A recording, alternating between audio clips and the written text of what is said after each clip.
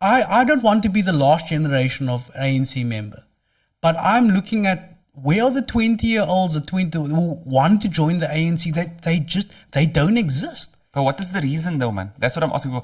Can you give me a couple of reasons? Okay, from what I can hear, there's definitely some policy, and there's definitely a history, and there's definitely still a lot of people in the party that are still standing for the fundamental principles. The only issue is those that are in power, they're not really implementing. Yeah. And maybe it's not the right people for the job. If you look at the age, a lot of them are super old. You also spoke about one of the 4 different things that we need to keep an eye on. One of them being like the mental capacity.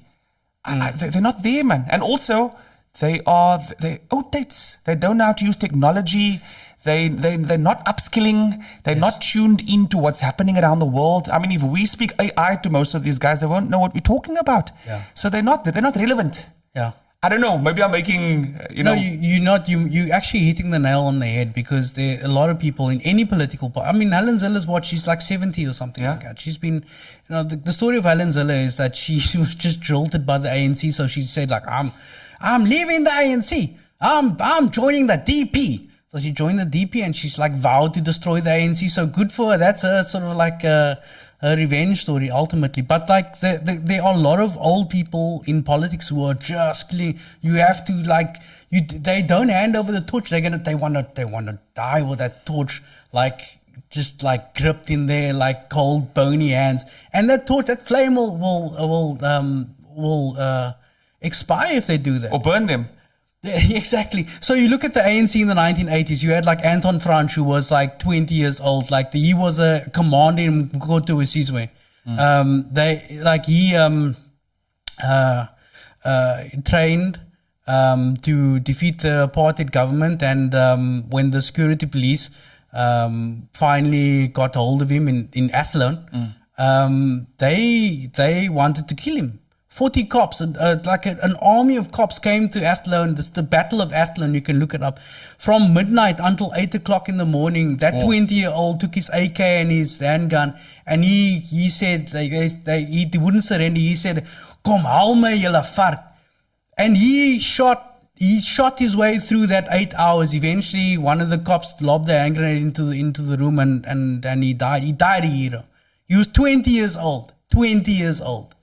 Ashley Kriel as well, 20-year-old lady, like a speaker, a narrator, a thinker, a strategist, a political savant, a dangerous person to the apartheid regime, which had all the power, all the resources, all the backing of the United States, and all of that money. Apartheid police came into his house, handcuffed him, shot him. 20 years old. So youth shouldn't be put off by the fact that there's some old brat saying, no, you must wait your turn. You must take it. So what would youth of today, 20-year-olds, 21-year-olds, what do we do outside of the political sphere to make that difference? Does it have to go through politics? Because through politics, it has that misconception, there's that ignorance, but then also there's that reality of what has happened. It kind of has that sad story that's not realistically going to attract them. So my question is, what can we do? What can that 19-year-old, 20-year-old, 21-year-olds, how do we mobilize them, number one, to get that energy up? And then how do they become the next Ashley Kriels? Well, hopefully, not become the next martyr, because the reason why Ashley Kriel died and Anton Fransch died is so that the youth can live and thrive in South Africa, and a Western Cape that hasn't actually yet been realized. Definitely not. I would say that more young people need to actively involve themselves in politics. I just think like this whole thing about if I work with Youngster, I can probably make him the mayor. YoungstaCPT, really. Like he's from OV, he's got swag, he's a writer. Isn't he from Grassy Park? But he's also stayed in OV. Okay. Or not Weinberg. But the Boomer, So, he's from here. And like these are people that that are following in. Well, I'm not sure about his politics. Like maybe he's a conservative. I don't know. Yeah. But like I've worked with candidates like in San Francisco, in Texas, in New York, in South Africa, like everywhere. Like I know that he's got that connection with the masses that ordinary politicians don't have. Patty Monroe could be the mayor of Cape Town. She's a friend of mine. I adore her as a person. You know. She's the cool girl with the short blondish hair. She did some music videos and. No, she's quiet. She's amazing. But as quiet as music is, she's quiet as a person. Like, and there's a lot of Emil XY from Black Noise, like a real political heavyweight, Grassy Park. Or people who have influence. Because when I hear that name, I remember seeing him at the Dome. What's the Civic Center when they used to have their Battle of the Years, and they came to school. They got TVA crew to do a nice graffiti piece, and the graffiti piece said "Gebruik jou gedagte." So these people have that, that they still have that following or some sort of, But in today's life, like, what do we do with him now? Because Youngsta, for example, Youngsta is a rapper. A lot of the lyrics, we're not going to go into philosophy and lyrics and whatever else, but the influence is there. But how do we, besides just the influence, what language do we speak? How do we get these people to... Oh, look, I'm also assuming that they're not, because I just don't like listening to music that has a specific message.